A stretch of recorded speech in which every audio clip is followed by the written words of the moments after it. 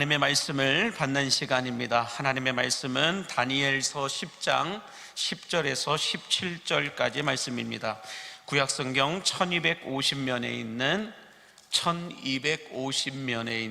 다니엘 10장 10절에서 17절까지 말씀을 한 절씩 교독하시고 마지막 17절은 함께 합독하여 보도록 하겠습니다. 한 손이 있어 나를 어루만지기로 내가 떨었더니 그가 내 무릎과 손바닥이 땅에 닿게 일으키고 내게 이르되 큰 은총을 받은 사람 다니엘아, 내가 내게 이르는 말을 깨닫고 일어서라. 내가 내게 보내심을 받았느니라 하더라.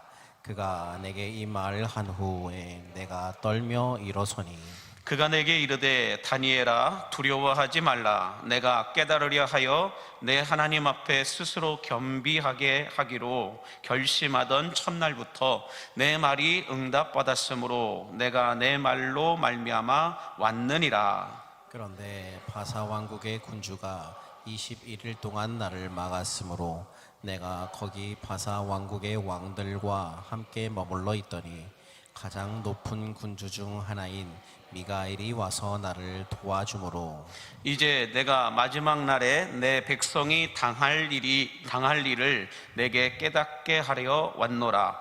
이는 이 환상이 오랜 후의 일임이라 하더라. 그가 이런 말로 내게 이를 때에 내가 곧 얼굴을 땅에 향하고 말문이 막혔더니 인자와 같은 이가 있어 내 입술을 만진지라.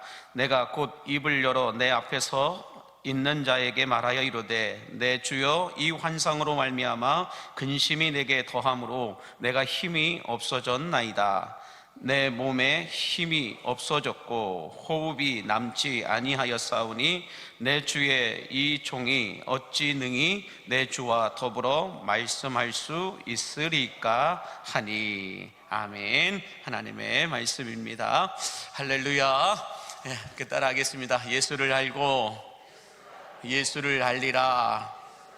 예수를 알고 예수를 알리라. 그렇게 되기를 원하신다면 아멘 하시기 바랍니다. 오늘날 우리가 살고 있는 시대를 어떤 시대이다라고 말할까요? AI, 인공지능 시대이다라고 말합니다. 바로 저런 시대가 되었습니다. 너무 복잡하고 너무 알 수도 없는 이런 AI 시대가 되었다라고 말하고 있는데, 그래서 그러다 보니 인간이 감당했던 많은 영역들을 이제는 AI가, 인공지능이 감당하는 시대가 되었다라고 말씀들을 하십니다.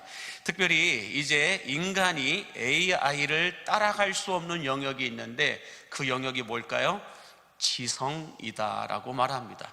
지성을 이제는 따라갈 수 없다라고 말해요. 어떤 정확성에 조금 차이는 있겠지만 인간보다 AI가 더 많이 알고 있고 더 넓게 알고 있는 시대가 되었다라고 말해도 틀리지 않을 겁니다. 그래서 예전에는 많이 알고 있는 사람이 뭐랄까요? 탁월한 사람이라고 말씀들을 하셨는데, 이제는 많이 알고 있는 것보다 정확하게 검색할 줄 아는 사람이 탁월한 사람이다라고 말합니다. 이제는 검색하는 시대이지 외우는 시대가 아니라는 거예요. 정확하게 검색만 하면 내가 알지 못했던 정보와 자료들이 폭포수처럼 쏟아지는 시대가 바로 이 AI, 인공지능 시대이다라고 말하고 있습니다. 그래서 이제는 이 인공지능 시대 속에 인간들이 따라갈 수 없는 게 바로 이 지성이다라고 말하고 있습니다. 지능적인 부분에 대해서는 인간이 이제는 이 로봇을 따라갈 수가 없다라는 거예요. 그런 시대가 되어버렸다라는 것입니다. 자, 그러나 여러분, 이 AI가 인간을 따라올 수도 없고 흉내낼 수도 없는 영역이 있어요. 그게 뭘까요? 영성입니다. 이 AI가 인간을 따라올 수 없는 영역, 흉내낼 수도 없는 영역, 그게 뭐냐면 영성이라는 거예요. 왜 그럴까?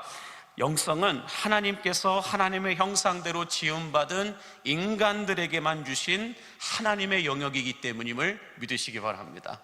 하나님의 영역이기 때문에 AI는 따라할 수가 없다라는 거예요. 그래서 인공지능 시대 때에 아무리 인공지능 시대가 발전한다 할지라도 하나님의 영역인 영성은 로봇들이 이 인공지능이 흉내낼 수도 없고 따라할 수도 없다라고 말하고 있습니다. 그래서 지능적인 역할을 하는 직업들은 다 없어지는데 영성을 감당하는 목사와 무당과 여러 가지 이 영적인 존재들을 갖고 다루는 직업들은 안 없어진다라고 얘기하더라고요. 여러분 아직 늦지 않았습니다. 목사 하셔도 됩니다. 목사 하셔도 됩니다. 자, 그런데요, 이 영성 온도를 우리가 올리기 위해서 계속해서 기도하고 있는데, 개인의 영성 온도는 여러분 어떻게 하면 올라갈 수 있을까요? 우리가 인공지능이 흉내낼 수도 없고 따라올 수도 없는 영역이 영성이라고 말씀을 드렸는데, 그러면 이 영성을 우리가 높이기 위해서는 어떻게 해야 될까? 개인의 영성 온도는 여러분들 기도와 말씀으로 되어질 수 있음을 믿으시기 바랍니다. 그런데 이 영성 온도를 올리는 것은, 개인의 영성 온도는 보이지 않는 영역에서 이루어지게 됩니다. 보이는 곳에서보다도 보이지 않는 곳에서 내가 어떻게 신앙생활을 하느냐, 어떤 믿음으로 살아가느냐에 따라서 내 영성 온도가 달라진다는 거예요. 그러나 교회의 영성 온도는 보이는 곳에서 만들어지게 된다라고 말해요. 이 보이는 곳이 어딜까요? 바로 이 금요 성령 집회입니다. 이 금요 성령 집회를 통하여 교회의 영성 온도가 올라간다는 거예요. 새벽 예배를 통하여 교회의 영성 온도가 올라가게 되어 있습니다. 그러므로 여러분, 초대교회가 성령의 거룩한 역사를 경험하고 체험할 수 있었던 이유는 초대교회 전체적으로 영성 온도가 올라갔기 때문이라고 성경은 말씀하고 있어요. 후에 제가 이 사도행전을 다시 펼쳐서 묵상하면서 이 영성 온도에 대해서, 성령의 역사에 대해서 다시 한 번 더 다루게 될 텐데, 여러분들 이 성령 시대라고 하는 이 시대 가운데 특별히 성령이 임했던 오순절 마가다락방, 그곳이 어디였느냐? 120명 정도밖에 들어갈 수 없는 공간이었어요. 500명의 성도들에게 예수님은 예루살렘을 떠나지 말고 약속하신 것을 기다리라고 말씀하셨지만 500명이 다 들어갈 수 없었던 공간이 마가의 다락방입니다. 거기에 120명의 사람들이 모여서 기도하고 예배하고 찬송하였을 때에 그곳에 성령이 임하고 영성 온도가 올라가는 역사가 있었었죠. 그래서 영성 온도가 올라가게 되니까 초대교회가 뭘 해도 기적이 일어나고, 뭘 해도 능력이 나타나고, 뭘 해도 역사가 만들어지게 되더라는 거예요. 이 시대에도 그때 성령님이나 지금 성령님이나 동일하신 분이심을 믿으시기 바랍니다. 그렇다면 우리가 이 금요일에 모여서 최소 그래도 120명만 모여서 우리가 기도하고 찬송하고 예배할 때에 우리 광림교회의 영성 온도는 올라가게 될 줄로 믿습니다. 영성 온도가 올라가게 되면 성령의 역사가 활발하게 역동적으로 아마 이루어지게 될 줄로 믿습니다. 그래서 초대교회 때 있었던 그 역사들이 오늘날 이 시대에도 우리에게도 나타나게 됨을 믿으시기 바랍니다. 저는 좀 그런 욕심을 여러분들이 가지고 기도를 했으면 좋겠어요. 영성 온도를 왜 올리냐? 성경에 기록되어 있는 역사가, 성경에 기록되어 있는 능력이 이 시대에도 동일하게 나타나게 해보자라는 거예요. 왜? 이 시대에도 이런 역사가 나타나는 교회가 있으니까요. 그런 역사가 있으니까요. 동두천에 제가 알고 있는 한 목사님이 목회를 하고 계세요. 근데 그 목사님이 작년에 그곳으로 부임을 했습니다. 작년에 그곳에 담임 목회자로 부임을 해가지고 예배를 인도하고 금요일에 와서 찬양하고 기도하는데, 정말로 그 금요일 날 어떤 젊은 여자 집사님이 나오셨는데 그분이 5만 가지 병을 다 갖고 있었다고 이야기를 해요. 그냥 무슨 증은 다 있어. 우울증, 무슨 자격증까지 다 있다고 얘기를 하시는데, 그 말씀을 하시면서 그분이 와가지고 고민하고 나는 이런 병이 있습니다, 이런 어려움이 있습니다, 이렇게 얘기를 하는데, 그러면 기도합시다 라고 얘기하면서 금요일에 나와서 기도하십시오 라고 말씀을 드렸다고 말해요. 그랬더니 그 젊은 여자 집사님이 오셔가지고 맨 앞에 앉아가지고 기도하기 시작하더라는 거예요. 근데 기도를 할 줄 모르더래요. 기도하라고 했는데 기도할 줄을 모르더래요. 그래서 이 목사님이 그분한테 얘기했대요. 기도할 줄 모르면 주여만 크게 외치라고. 주여, 이것만 크게 외치시면 된다라고. 그렇게 했더니 정말 여자 집사님이 얼마나 순진한 믿음을 갖고 있었는지 이 앞자리에서 주여, 처음부터 끝까지 그것만 하더래요. 다른 기도는 못하고 주여만 크게 외치더라는 거예요. 그렇게 주여 주여 주여 크게 외쳤는데, 외치다가 우울증이 떠나가 버리고, 외치다가 울렁증이 떠나가 버리게 되고, 외치다가 이것도 떠나가 버리게 되고, 나중에는 마음이 깨끗해지고 영도 깨끗해지고 삶도 너무 편하더라는 거예요. 그래가지고 병원에 갔대요. 그랬더니 정신병 그 의사가 이것도 사라졌고 이것도 수치가 정상적으로 떨어졌고 저것도 정상적으로 떨어졌다고 얘기하는 거예요.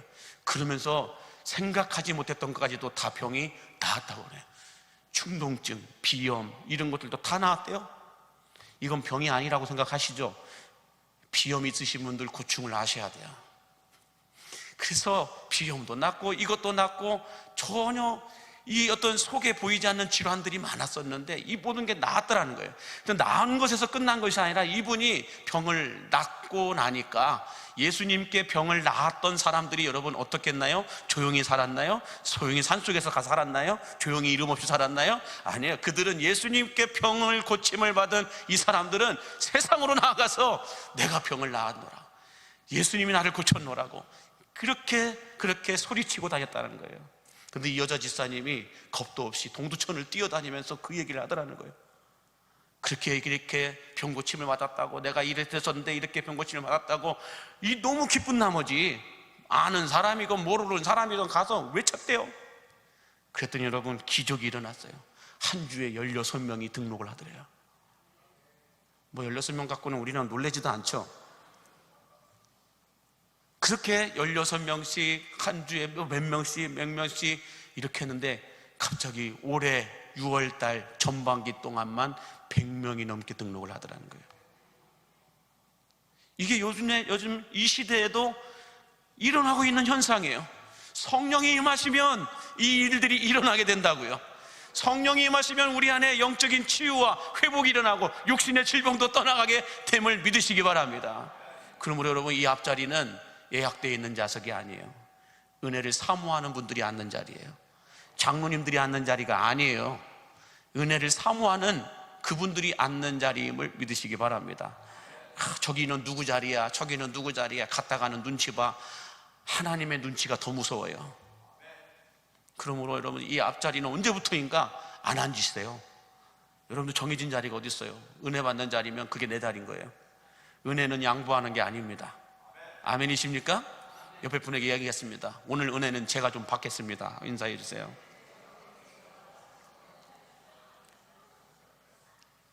자, 그러므로 우리 광림교회 안에도 하나님의 역사, 성령의 역사가 나타나기 위해서는 금요 성령 집회가 살아나야 할 줄로 믿습니다. 금요 성령 집회가 살아날 때 영성 온도가 올라가게 되어 있어요. 우리 교회의 영성 온도가 올라갑니다. 그러면 누가 봐도 변화가 일어나는 거예요. 이런 역사가 우리에게도 있게 되기를 간절히 바랍니다. 자, 오늘 본문의 말씀은 이 바벨론의 hitdegel이라고 하는 강가에서 다니엘이 거기에 서 있다가 성령 하나님의 압도적인 임재를 체험하게 됩니다. 근데 성령 하나님의 압도적인 임재를 체험하다 보니까 이때에 다니엘의 나이가 언 90이 다 되었던 때였어요. 총리로서의 일을 했지만은 나이가 이제는 90이 가까운 그런 나이에 성령의 임재를 받다 보니까 이 다니엘이 힘이 빠지고 다리의 기운도 빠지면서 기절한 것처럼 쓰러졌다라고 말씀하고 있어요.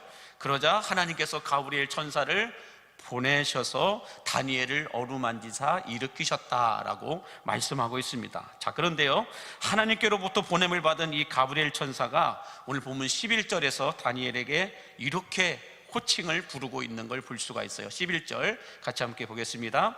내게 이르되 큰 은총을 받은 사람 다니엘아 라고 얘기하고 있어요.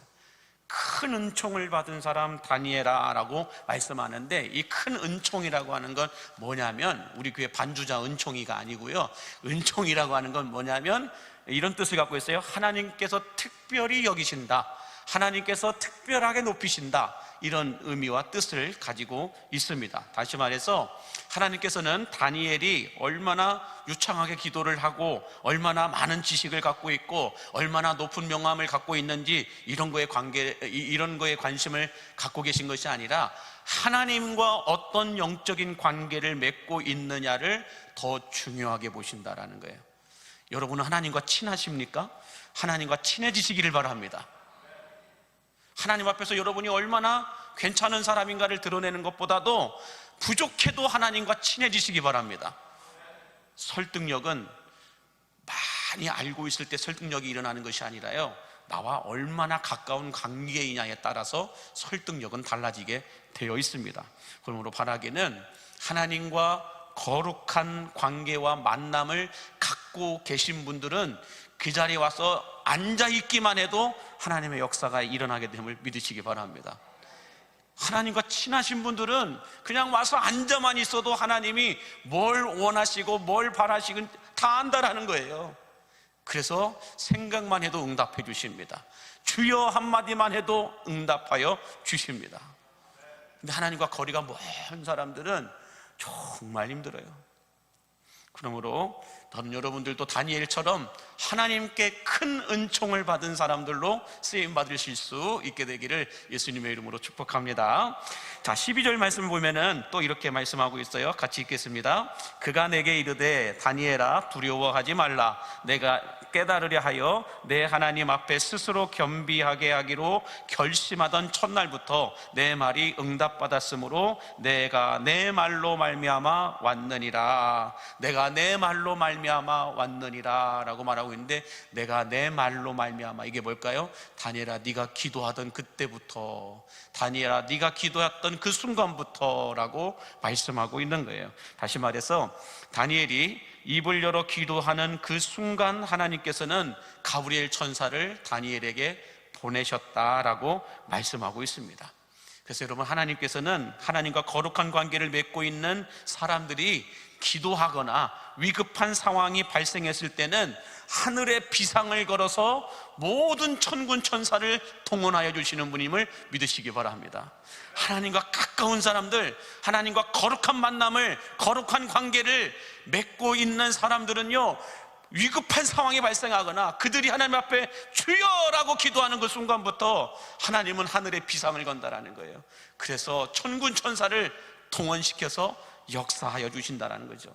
이와 비슷한 상황이 창세기 32장 1절과 2절에서도 이렇게 말씀하고 있습니다. 창세기 32장 볼게요. 시작. 야곱이 길을 가는데 하나님의 사자들이 그를 만난지라. 야곱이 그들을 볼 때에 이르기를 이는 하나님의 군대라 하고 그 땅 이름을 마하나임이라 하였더라 라고 말씀합니다. 무슨 말씀이냐면, 야곱이 형 에서로 인하여 두려워하고 불안해하고 있는 이 야곱을 위해 하나님께서 천사들을 보내셨는데, 한두 명 천사를 보낸 것이 아니라 마하나임이라고 하는 것은 하나님의 군대, 하나님의 천사들의 무리, 이런 뜻으로 사용하고 있어요. 그래서 마하나임이라고 하는 것은 하나님께서 군대를 보내셨다라고 말씀하고 있는 것입니다. 여기서 여러분, 우리가 얻을 수 있는 교훈이 있다고 한다면 뭐가 있을까? 그것은 우리가 기도할 때 문제가 없어지는 것이 아니라 문제보다 더 큰 믿음과 능력이 부어지게 됨을 믿으시기 바랍니다. 기도한다고 해서 문제가 없어지는 게 아니에요. 문제가 없어지게 해달라고 기도하지 마세요. 안 없어져요. 그런데 우리가 기도하면 어떤 문제라도 그 문제보다도 더 큰 그 문제를 이길 수 있고 감당해낼 수 있는 능력을 하나님이 부어주심을 믿으시기 바랍니다. 그럼 예수님께서 겟세마네 동산에서 그렇게 땀방울이 핏방울이 되도록 기도하고 간구하였지만 십자가가 없어졌나요? 안 없어졌어요. 십자가는 그대로 지셨어요. 그러나 십자가를 지실 수 있는 그 믿음, 십자가를 감당해낼 수 있는 그 능력이 예수님에게 부어졌다라는 거예요. 마찬가지로 야곱이 기도할 때 에서와의 문제가 사라진 게 아니에요. 에서 형이 없어진 게 아니에요. 문제는 그대로 있어요. 그러나 에서 형과의 문제를 해결할 수 있는 담대한 마음이 야곱에게 부어졌다라는 거예요. 마찬가지로 하나님의 사람들이 기도할 때 여러분, 문제가 없어지는 것이 아닙니다. 여기 앉아 계신 여러분 모두 다 아마 문제 한두 가지씩은 다 가지고 있을 겁니다. 이것도 문제고 저것도 문제고, 내 개인의 문제, 가정의 문제, 자녀들의 문제, 일터의 문제, 생활 속에서의 문제, 교회 안에서의 문제, 오만 가지 문제들이 많이 있을 거라는 거죠. 그 문제들을 여러분 기도한다고 해서 없어지는 게 아니라는 거예요. 어리석은 사람은 이 문제를 없애달라고 기도합니다. 그러나 성숙한 사람은 어떤 문제든지 그 문제를 감당할 수 있는 믿음과 능력을 달라고 기도하게 되어 있다는 것입니다. 그러므로 여러분, 우리를 힘들게 하는 문제들은 여전히 그대로 있지만 우리가 기도할 때 담대한 믿음이 생기게 되면서 피하여 도망가는 것이 아니라 당당하게 맞설 수 있는 그 믿음과 문제를 해결해낼 수 있는 영적인 지혜가 우리에게 부어지게 됨을 믿으시기 바랍니다. 그러므로 여러분, 우리가 기도하면 문제는 그대로 있지만 문제보다 더 큰 믿음과 지혜와 능력이 우리에게 충만하게 부어지게 됨을 믿으시기 바랍니다.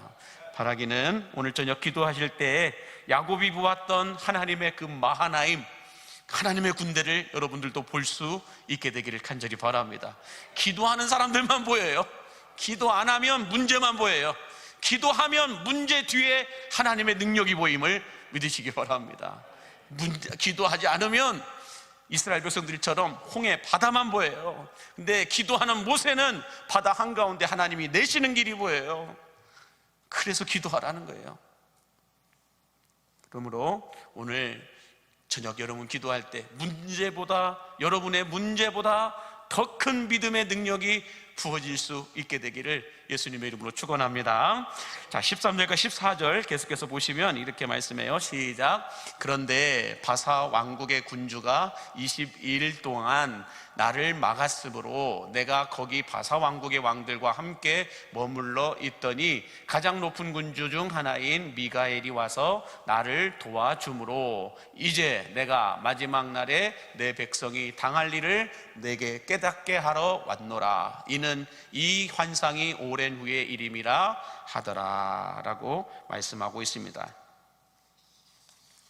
자, 무슨 말씀이냐면 이스라엘 백성들이 고국에 돌아갔어요. 다니엘 때에 이스라엘 백성들이 1차 포로기한, 2차 포로기한, 3차 포로기한 바벨론 제국에서 멸망당한 남유다 왕국의 사람들이 포로로 끌려왔다가 70년 만에 다시 고국으로 돌아가게 되죠. 그래서 1차 포로기한, 2차 포로기한, 이렇게 3차 포로기한까지 이어지게 되는데, 자, 여기에서 다니엘이 이런 소식을 들어요. 고국으로 돌아간 사람들이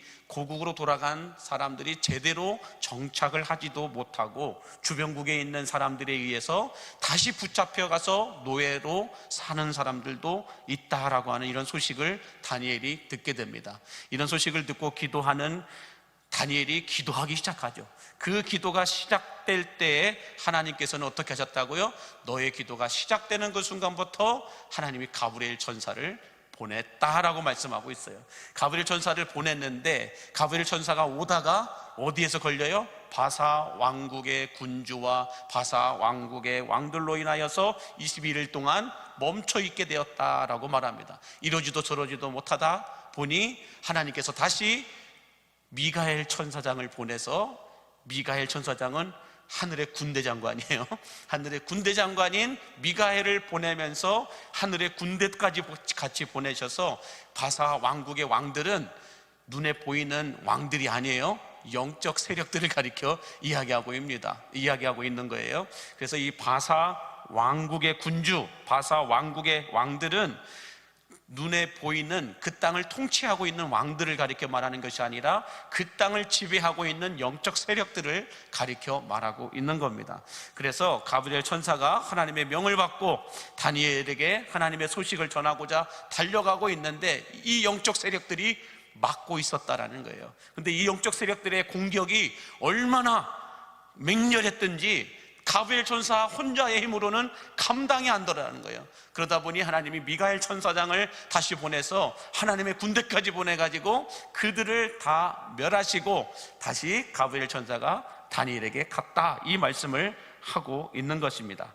자, 여기서도 우리가 깨달을 수 있는 지혜가 있고 메시지가 있습니다. 그것은 뭐냐면 세상에서 일어나고 있는 모든 전쟁과 기근과 악한 일들 뒤에는 언제나 어둠의 세력들이 있음을 믿으시기 바랍니다. 여러분의 잘못이 아니라는 거예요. 내 잘못이 아니고 내가 속해 있는 그 보이지 않는 뒤에서 역사하는 어둠의 권세들이 있기 때문이다라는 거예요. 그럼 왜 전쟁이 일어날까요? 지구촌에 어둠의 영들이 지배하고 있기 때문에 그래요. 왜 여러분들 이 세상에 이런 범죄가 이렇게 끊이지 않을까요? 그 또한 어둠의 세력들이 있기 때문이라는 거예요. 그들이 뒤에서 역사하고 있기 때문에 평상시에는 너무 착한 사람인데, 평상시에는 너무나도 조용한 사람인데 어둠의 영이 건드리니까 사람을 죽여요. 어둠의 영이 건드리니까 나라를 뒤집어 놓습니다. 어둠의 영이 임하니까 미사일을 쏘아버립니다. 이런 모습들을 보게 된다는 것입니다. 그러나 여러분, 우리가 여기서 알아야 될 건 뭐냐면, 아무리 어둠의 영들이 하나님의 일을 방해하고 교회를 힘들게 한다 할지라도 성경의 역사와 교회의 역사를 놓고 볼 때 어둠의 영들은 기도하는 사람들을 이긴 적이 없다라는 거예요. 이게 놀라운 거예요, 여러분. 어둠의 권세들은 기도하는 사람들을 이긴 적이 없다라는 거예요. 왜요? 그 기도하는 사람이 저처럼 잘생겨서 그럴까요? 죄송합니다. 그게 아니죠. 기도하는 사람들 뒤에 누가 있어요? 하나님의 영이 있는 거예요. 하나님의 군대가 있는 거예요. 어둠의 영들은 하나님의 군대를 이긴 적이 없습니다. 아멘이십니까? 오늘 이 말씀에서도 미가엘 천사장과 그의 군대가 나타나니까 바사 왕국의 어둠의 권세들이 이기지 못했다라는 거예요. 그러므로 여러분, 교회는 인간의 목소리를 높이는 곳이 아니라 기도의 소리를 높이는 곳임을 믿으시기 바랍니다. 그때 교회가 권세가 있고 능력이 있고 승리가 있음을 믿으시기 바랍니다. 어둠의 권세가 함부로 와가지고 마음대로 장난질치는 그런 어리석고 어떤 약한 교회가 아니라, 기도하는 소리가 커지면 커질수록 그 교회에는 어둠의 권세가 한 길로 왔다가 7길로 도망가게 된다는 거예요. 여러분, 어둠의 권세가 떠나가게 되면, 다시 말해서 우리가 영적 전쟁에서 승리하게 되면 어떤 일이 벌어질까요?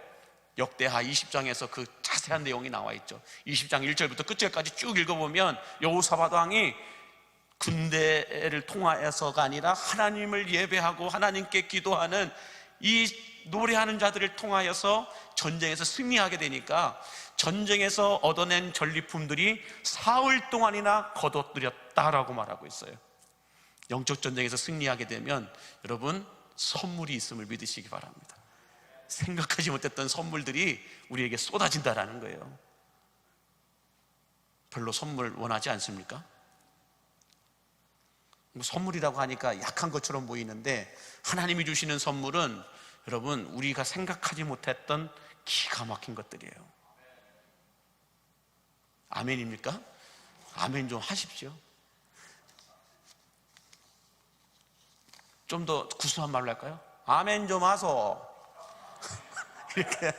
이렇게 얘기하는. 자, 아무튼 하나님이 주시는 선물은 여러분, 세상이 뒤집어집니다. 이 지역사회가 뒤집어집니다. 오늘도 제가 점심때에 이 지역에 있는 초교파 목사님들 모임이 있어요. 웬만하면 다른 모임은 안 가는데 이 초교파적인 이 조창기도 모임, 목회자들 모임은 제가 갑니다. 거기 가가지고 우리 교단뿐만 아니라 다른 교단 목사님들, 또 다른 교단 목사님들, 이분들과 같이 교제하면서 여수시의 성시화를 위해서, 여수시의 영적인 생태계를 위해서 기도합니다. 모여가지고 정치 얘기 안 해요. 다른 교단끼리 모여갖고 무슨 정치 이야기를 하겠어요? 거기에서 또 거기서 보면 제가 제일 괜찮은데 나이가 제일 어려요. 막내입니다. 그런데 그 모임에서 제가 항상 어떤 던지는 질문들은 이거예요. 우리가 여수시를 묶고 있는 어둠의 권세들과의 어떤 이 관계에서 승리하기 위해서는 성시화가 이루어야 되지 않겠냐, 영적 대각성의 역사가 있어야 되지 않겠냐, 이 여수시를 위해서 그래도 누군가는, 어느 교회는 기도하는 교회가 있어야 되지 않겠냐. 저는 여수 조창기도 모임이 정치인들의 모임이 아니라 기도하는 자들의 모임이 되었으면 좋겠다. 안 믿으시는군요. 그래서 제가 기도하는 건 여수 씨의 영적 생태계를 살립시다, 이거예요. 여수 씨의 영적인 생태계를 살렸으면 좋겠다. 다 물어보면 그 교회들도 이 교회들도 저 교회들도 교단을 통해서 성결교회도 침례교회도 감리교회도 합동측도 다 똑같아요. 다음 세대들을 놓고 고민해요. 다음 세대가 이미 사라진 교회가, 이미 없어진 부서가 있다는 거예요. 몇 년 전까지만 해도 30명, 40명이 모여서 예배했던 유아유치부가 싹 사라졌대요. 한 사람도 없는 거예요. 이게 먼 다른 교회 얘기가 아닙니다. 우리 교회도 먼 얘기가 아니라는 거예요. 5년, 10년 안에 유아유치부 없어질 수 있습니다. 유소년부 많은 것 같이 보이죠? 지금 오늘부터 여름성경학교가 시작됐는데 다른 교회 얘기 들어보니까 똑같아요. 우리가 잘못 눈만 껌뻑껌뻑 했다가는, 정신 차리지 않고 있다가는 어디 교회라고 말씀을 못 드리겠어요. 그 교회 또한 5년 전, 10년 전만 해도 40명, 60명 이렇게 유소년부가 모였대요. 유년부 따로, 소년부 따로 이렇게 있었다라는 거예요. 그런데 5년 만에, 10년 만에 유년부 없어지고 소년부하고 같이 합해지면서 유소년부도 지금 거의 사라지고 있다는 거예요. 그 교회들이 작은 교회가 아니에요. 저희 교회와 비슷한 사이즈의 교회들이에요.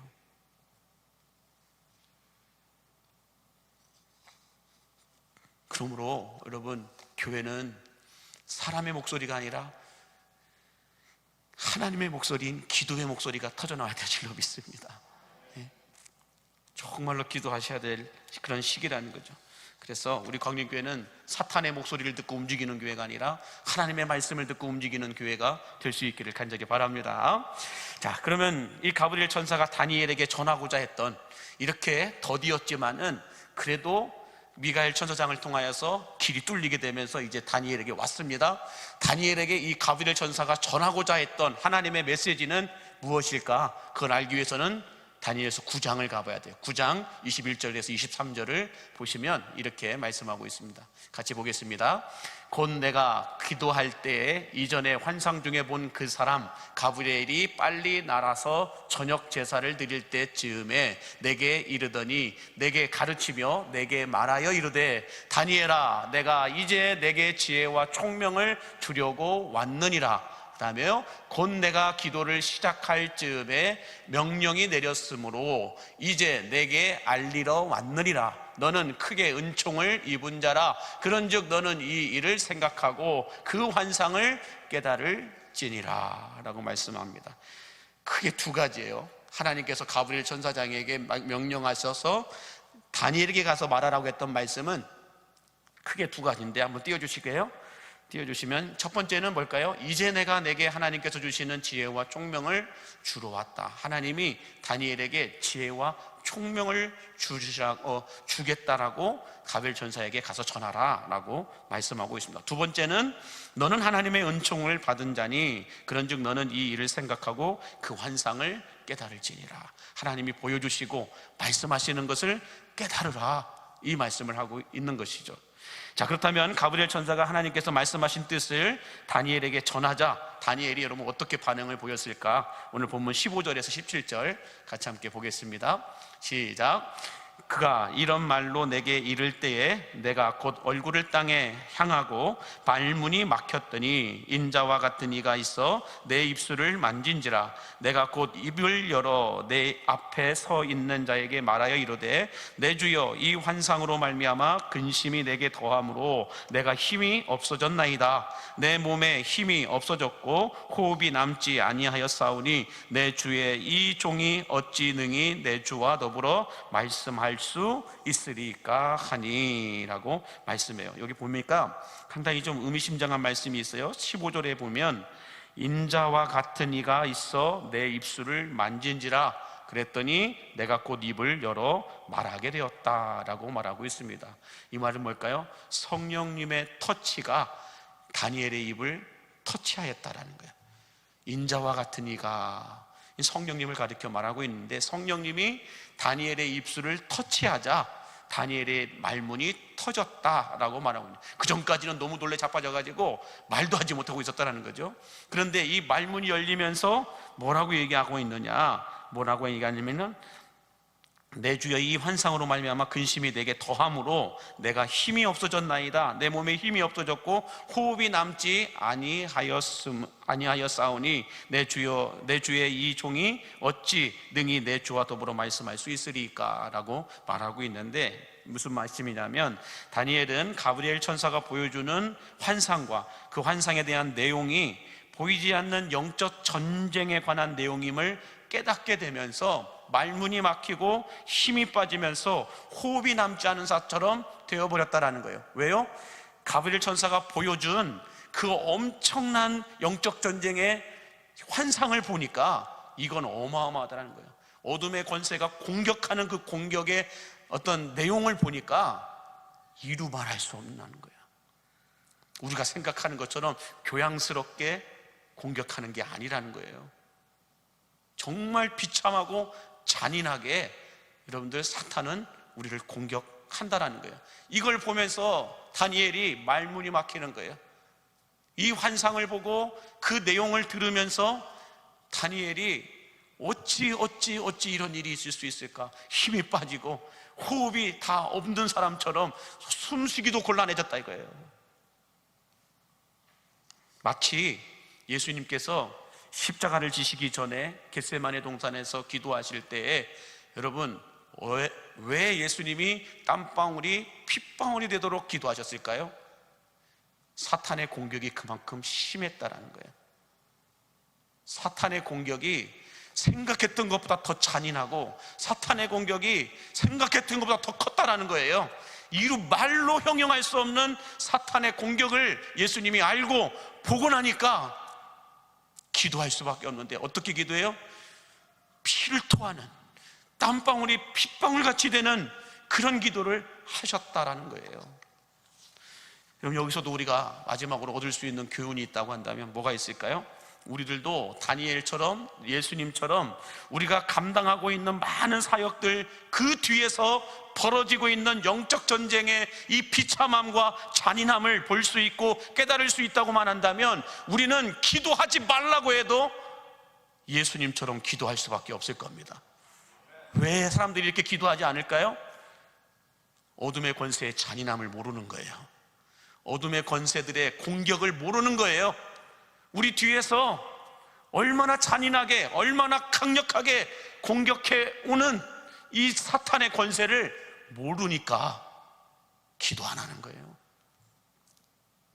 그걸 알고만 있다고 한다면, 여러분 그걸 해결할 수 있는 방법이 기도밖에 없다고 한다면 기도 안 하시겠어요?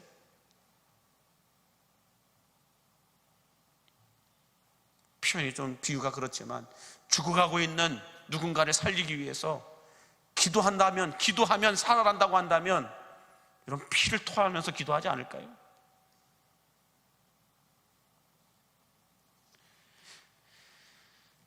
그리고 지옥이 어떤 곳인지 알면 알수록 우리는 어떻게 할까요? 예수님을 진짜 믿을 겁니다. 지옥이 어떤 곳인지 우리는 몰라요. 지옥이 어떤 곳인지 가본 적도 없기 때문에 지옥이 어떤 곳인지 우리는 알면 알수록, 지옥이 얼마나 무서운 곳인지 모르면 우리는 예수님을 믿는 것을 얼마나 건성건성 대충대충 건조하게 믿는지 몰라요. 내 마음대로 믿어요. 지옥이 어떤 곳인지 모르니까. 교회는 다니는데 예수는 안 믿어요. 교회 안에 가난한 성도가 얼마나 많은지 몰라요. 예수님을 안 믿는 성도들이 교회 안에 불신자가 얼마나 많은지 몰라요. 여러분 그걸 아시나요? 교회 다니는데 예수 안 믿어요. 교회 안에 불신자가 많아요. 교회 밖의 불신자보다도 교회 안에 불신자가 더 많아요. 여러분 이건 충격적인 사실이에요. 교회 안에 있는 어떤 이 활동들에 대해서는 손색 없이 익숙하게 능숙하게 일들을 해냅니다. 근데 그 중심에 예수가 없어요. 교회 와가지고 교회에서 행해지는 여러 가지 일들에 대해서는 능숙하게 해요. 기도도 잘해요. 성경도 잘 알아요. 많이 알아요. 직분도 받고 봉사도 해요. 근데 그 중심에 누가 없어요? 예수가 없다면 예수 믿는 게 아니에요. 우리는 정신 똑바로 차려야 됩니다. 직분 갖고 구원받는 거 아니잖아요. 교회 얼마나 다닌 연수 갖고 구원받는 거 아니잖아요. 예수가 있냐 없냐예요. 그 문제예요, 여러분. 내게 예수가 있냐 없냐를 보고 구원이냐 아니냐가 결정나는 거예요. 내가 교회 잘 다녔으니까 구원받았을 것이다 착각하지 마세요. 교회 안에 불신자들이 그런 분들이에요.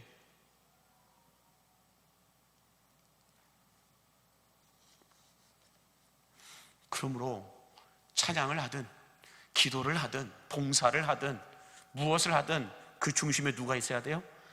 예수가 있어야 돼요. 예수가 없으면 몰라요. 누구도 장담할 수 없어요. 그러면 예수가 있는 사람들은 어떻게 할까요? 딱 하나예요. 사랑으로 합니다. 너희가 서로 사랑하면 이로써 너희가 내 제자인 줄 알리라 그래요. 서로 사랑하면 내 제자인 줄 알리라. 그리고 한 가지 더 말씀드린다면 천국이 어떤 곳인지 알면 알수록 우리는 예수 잘 믿을 겁니다. 아멘이십니까? 천국이 어떤 곳인지 우리는 잘 몰라요. 그냥 좋은 곳으로만 추상적으로 알고 있어요. 그런데 천국은 말씀에 기록된 대로 살았던 사람들이 받게 되는 최상의 선물이고 예수님을 잘 믿었던 사람들이 얻게 되는 최고의 상급임을 여러분 믿으시기 바랍니다. 천국은 여러분 성경에 기록되어져 있는 예수님을 믿었던 사람들이 받게 되는 최상의 선물이 천국이라는 거예요. 그러므로 천국이 있다는 것을 믿고 천국이 있다는 걸 아는 사람들은 여러분 예수 잘 믿어요. 왜요? 그 놀라운 복들이 천국에 다 있으니까.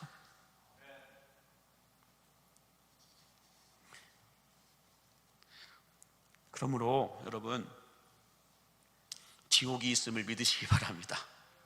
지옥은 우리가 생각하는 것보다 더 끔찍합니다. 더 비참합니다.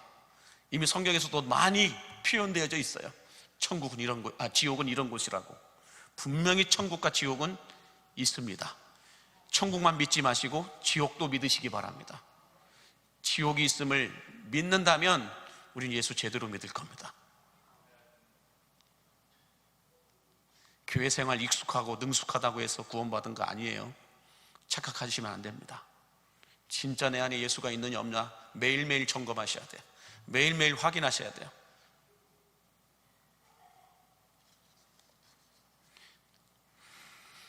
바라기는 중요한 일일수록 최선의 대비, 최대의 준비를 하였던 예수님이 준비한 건 뭘까요? 십자가를 지시기 전에 기도로 준비하셨어요.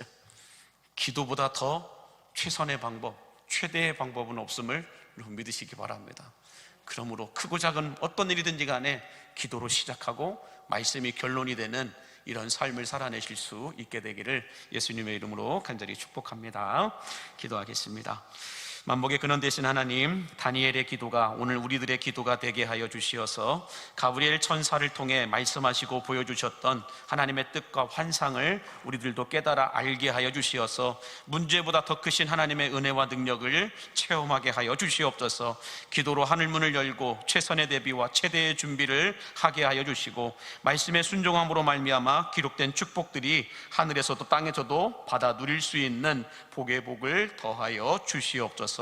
예수님의 이름으로 축복하며 기도하옵나이다. 아멘.